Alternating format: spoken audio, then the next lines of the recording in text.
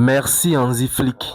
Et vivement que tu continues dans cette lancée. Je te reconnais de plus en plus. Je reconnais de plus en plus mon coach, ce tacticien-là qui nous avait ramené au niveau la saison dernière. Je le reconnais. Le têtu d'il y a quelques mois qui n'apprenait pas de ses erreurs, il est déjà parti. Hein. Et notre Hansi Flick nous est revenu. Merci Seigneur pour ça. Hansi Flick, je constate chaque match maintenant qu'il comprend de plus en plus les problèmes du club. Aujourd'hui, je m'attendais peut-être à ce qu'il m'aligne, par exemple, De Jong sur le terrain, qu'il mette Fermin Lopez en 10, mais non. Hansi Flick est en train de comprendre certaines choses clés du club qui nous ruinaient.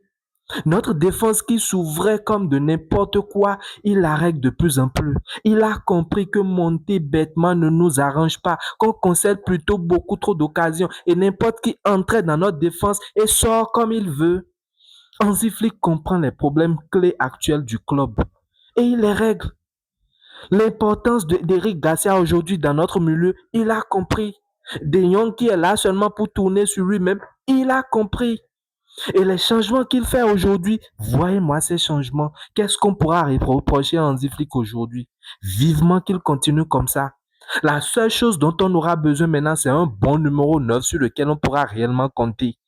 Un bon numéro 9 sur lequel on pourra compter dans n'importe quel match, demi-finale Champions League, finale Champions League, capable de gérer la pression qui pourra réellement aider l'équipe. Ne me parlez pas de Ferran Torres, s'il vous plaît.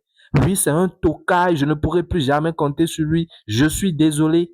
Je ne pourrai plus jamais compter. En tout cas, ça sera compliqué de compter à nouveau sur Ferran Torres pour moi. À part ça, la seule chose que je demande à Hansi Flick, c'est de faire jouer Rooney Bardi. Le petit a le talent et il pourra nous aider. On aura besoin de lui. Donc, il ne faut pas attendre les moments critiques où tout est déjà presque gâté avant de le mettre pour voir ce que ça va donner. Autant lui trouver le peu de temps de jeu qu'il faut pour qu'il soit de plus en plus dans le bain. Ça sera très important pour nous.